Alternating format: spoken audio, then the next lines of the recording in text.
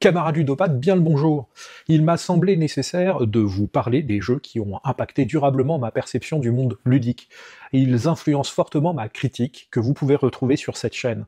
Cette vidéo n'est ni un top, ni un conseil d'achat, et encore moins la liste des jeux que je préfère. L'objectif ici est d'égrener quelques boîtes qui ont permis de germer le joueur que je suis aujourd'hui. En résumé, qui je suis ludiquement. Commençons cette liste bigarrée.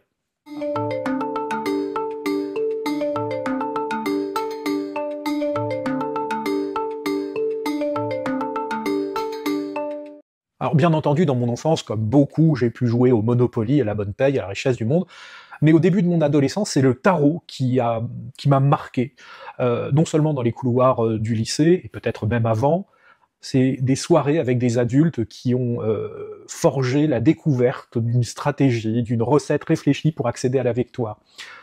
Et mon inexpérience, ma jeunesse flagrante au cours d'un concours, où je me plante magistralement à la construction de mon chien, je mets une carte de plus alors que j'avais une triple poignée en main, l'excitation sans doute d'avoir le combo parfait, et je perds ma seconde place du classement avec une forte pénalité. Plus tard dans mon adolescence, je vais découvrir les jeux Civilisation et Dune, chez Descartes Éditions, où je vais chercher à les acheter en économisant le peu d'argent que je pouvais obtenir à droite et à gauche, et à l'acheter avec des copains et pouvoir partager enfin la découverte de ces grosses boîtes bleues et marron assez laides aujourd'hui.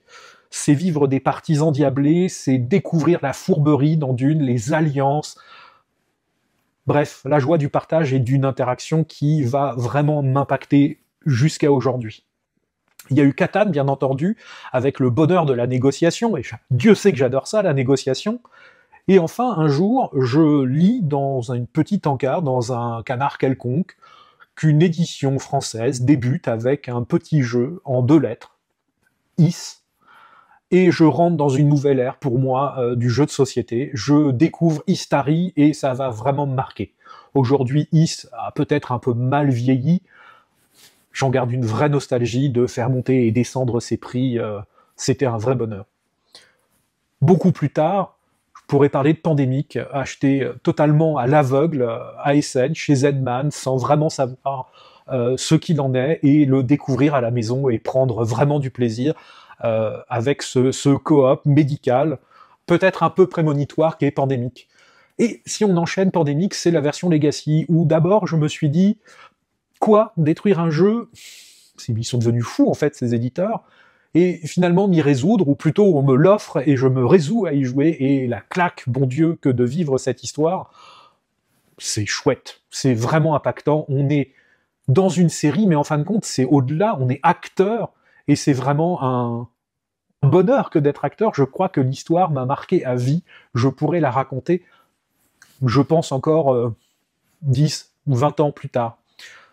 Toujours dans ces histoires qui me marquent, le dilemme du roi, dans le même ordre d'idées, peut-être plus proche d'un jeu de rôle dans la mécanique, le dilemme du roi, où avec des copains on va le prendre à la rigolade, avec un éditorialiste CNews autour de la table qui veut à tout prix protéger la nation, et ben on s'est amusé, peut-être qu'on a trop détourné le jeu, mais alors qu'est-ce qu'on a ri autour de la table, avec une histoire à rebondissement. Le dilemme du roi, c'est vraiment un jeu qui m'a marqué.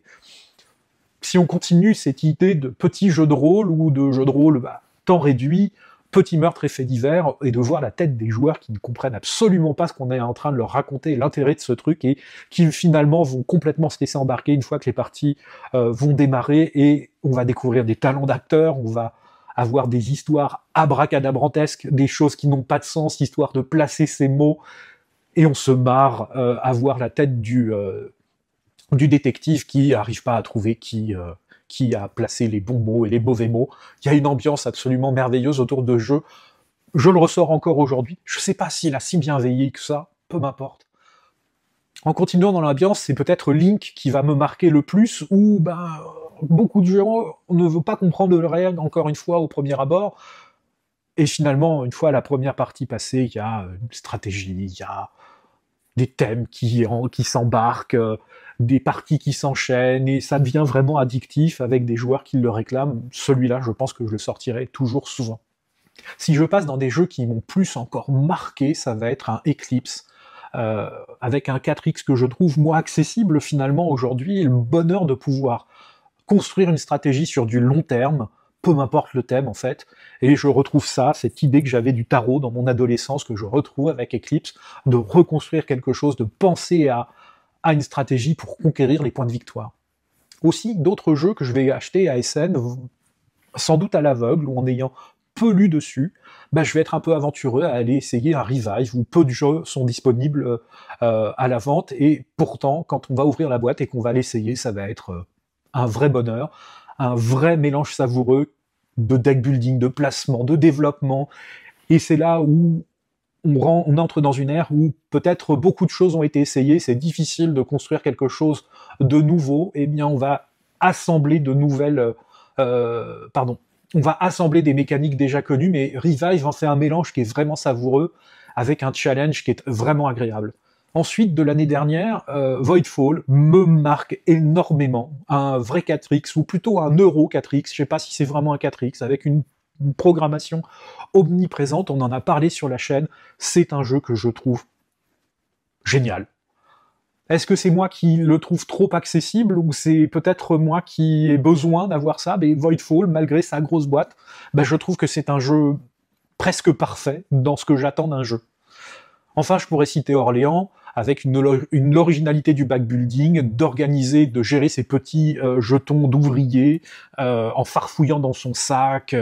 Et cette idée de coop dans une extension, c'est vraiment un bonheur d'introduire ça dans un jeu complexe, et ça permet d'aller chercher des joueurs initiés à mes yeux et les introduire à des jeux qui vont peut-être aller les tirer vers une réflexion plus importante, alors qu'on a ce farfouillage dans ce sac pour aller chercher ces pions aléatoirement, mais il faut le réfléchir, il faut le construire avec ces petits amusements. Voilà, c'est vraiment sympathique. Il y en a encore deux que je voudrais citer dans cette longue liste bigarrée. Impérial déjà, qui m'a vraiment marqué parce que il est d'un réalisme cynique face au monde, où des nations sont pilotées par des peut-être des multinationales, peu importe, en tout cas des joueurs qui vont être avides d'argent, et c'est les joueurs qui vont être désarçonnés par cette mécanique où finalement ils vont commencer par jouer jaune, mais il va falloir accepter qu'ils perdent la couleur jaune parce qu'ils vont contrôler une autre nation, ou qu'un autre joueur va contrôler ces pions jaunes. Ça déboussole les joueurs, et c'est d'ailleurs un jeu que je regrette qu'il n'ait pas été francisé. On peut trouver des règles en français, mais c'est vraiment un bonheur que de le présenter et de trouver des gens qui sont complètement perdus à premier abord et qui, sortis de la partie, sont encore dans un état peut-être de choc de voir que on va peut-être pas continuer toute la partie avec notre couleur préférée. Et le dernier que je voudrais citer, c'est Fédération, qui est aussi récent. C'est pour moi une pose d'ouvrier en 3D, et ça m'a aussi surpris avec une mécanique qui m'a vraiment séduit par son originalité, où je me dis qu'on est encore capable de proposer quelque chose basé sur une mécanique existante, certes, mais qui apporte, pour moi, beaucoup. Bref, vous l'aurez compris, beaucoup de jeux dont l'interaction, la stratégie, l'originalité m'ont marqué. Bien sûr, cette liste n'est pas complètement exhaustive. Je pourrais citer Kutnaora, Roll for the Galaxy, 3 Dice, Horror Arkham, et j'en passe et j'en passe. J'ai hâte de découvrir ce que l'avenir nous réserve et me laisser surprendre. J'espère que cette vidéo vous a permis de mieux comprendre mes préférences et comment je critique les sorties actuelles.